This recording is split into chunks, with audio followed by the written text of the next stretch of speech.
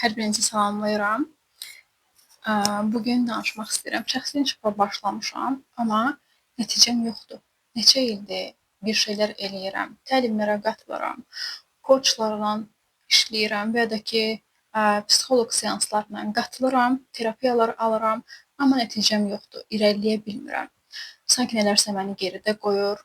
Özümü müqayisə edirəm digərlərinə, amma görürəm ki, nəticəm yoxdur və ya da ki, nəticəm ümumiyyətlə ürəkaçan deyil, məni qane etmir. Bu kimi məsələlərdən biraz danışmaq, bunlara toxunmaq istəyirəm. Əvvəla onu deməliyəm ki, şəxsi inkişafa başlamaq istəyirsənsə və başlamısansa, ümumiyyətlə bu yola necə addım atmısan? Yəni nə üçün başlamısan?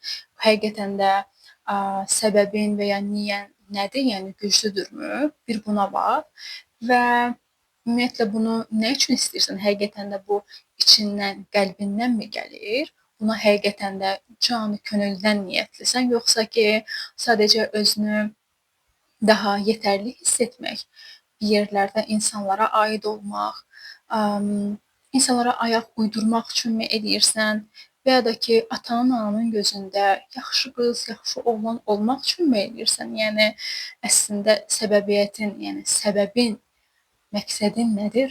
Özünlə bağlıdır, yoxsa kənarla, başqaları ilə? Bizim niyyətimiz, niyyəmiz, bunlar çox-çox önəmlidir başlayarkən. Yəni, əgər sən özünü sevdirmək, özünü daha dəyərli, yetərli hiss etmək üçün eləyirsənsə, bu bir qədər əslində tam olaraq, belə deyək də, yaxşı yerdən gəlmir əslində.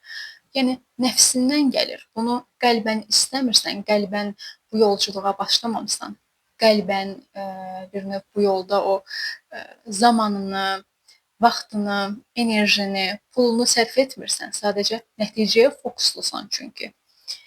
Nəticə hər nə olursa olsun, aldığın, oxuduğun kitablar olsun və ya da ki, aldığın təlimlər olsun, hər bir şeyin sənə qatqısı və sənə dönüşü var.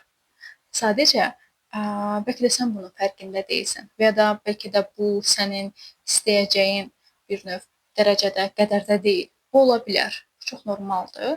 Çünki hər kəsin öz yolu var və hər kəsin o yola, nəticəyə, uğura çatması üçün bir zamanı var. Bəlkə də sənin hələ zamanın deyil. Orada bəzi məsələlər var ki, onları işləmək, orada dərinləşmək lazımdır. Bir qədər dərinə enmək lazımdır ki, niyə bu qədər müqavimət içindəyəm? Mənim müqavimət göstərən bir tərəfim var. Bunu görməliyəm. Bunu basdıraraq, onunla mübarizə apararaq heç bir halda bir yol qət edə bilməzsən. Bunu da bilməlisən, yəni. Və müqavimət göstərdiyin, mübarizə apardığın insan isə sənsən, yəni özünsən, bir başqası deyil və sən özünlə nə qədər mübarizədəsənsə, bir o qədər çətin nəticəyə varmaq, o yolu getmək. Çünki sənin orada həmyoldaşın, dostun özünsən, bir başqası deyil.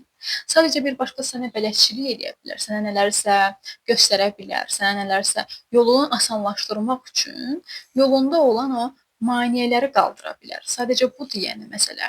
Amma sən özünlə içsəl olaraq o qədər çatışma, yəni mübarizə içindəsənsə, o qədər çətindir yəni o yolu getmək, o nəticəni görmək. Ümumiyyətlə, özünə öz gözünləmi baxırsan, yoxsa ki, başqasının içsəlləşdirdiyin o səs özündürmü, özünəmi aiddir, yoxsa başqasının səsidir, hansı ki, uşaqlıqda bəlkə də onun bir növ yaranması çox-çox keçmişə, dərinlərə, uşaqlığa gedib çıxır. Onun fərqindəsənmi? Yəni, o da haqlı olaraq əslində bir növ yaxşı şəkildə özünü qorumaq üçün mübarizə aparır. Özü üçün çalışır orada. Yəni, burada məqsəd səni incitmək və ya səni yolundan bir növ, belə deyək də, o yoldan səni geri çəkmək üçün deyil. Sadəcə həqiqətən də orada var olub sənə bəzi şeyləri göstərmək üçündür. İçindəkiləri sənə aynalamaq, göstərmək üçündür. Və sən nə qədər ki, öz içində bu qədər mübarizədəsənsə, yəni bu yol o qədər də çətinləşir. Bir çox gənclərdə, bir çox insanlarda mən bunu görə bilirəm ki, şəxsi inkişaf adı altında elədikləri hər bir şeyi, bir çox şey əslində, heç sevərək də etmirlər. Yəni, sadəcə özlərini sevdirmək, özlərini sanki mən fərqliymişəm kimi bir növ bu illüziyaya girib bir şeylər etməyə çalışırlar. Və bilirsən bu anda nə olur? Sən şəxsi inkişafın qurbanına çevrilirsən. Şəxsi inkişaf üçün isə qurban lazım deyil. Həqiqətən də o yolu sevən, seçən, iradəli və davam edən davamçı lazımdır. Yəni davam edə bilən bir insan lazımdır. Orda bəzən qırılmalar ola bilər, bəzən axsamalar ola bilər, bəzən durmalar, bəzən yorulmalar, dayanmalar ola bilər. Bu çox normaldır. Çünki hər bir insanın öz tempi və yaşadıqlarını, baş verənləri həzm etmə müddəti var. Ona görə də bu sənin günahın və ya da ki, sənin zəif olduğun anlamına gəlmir.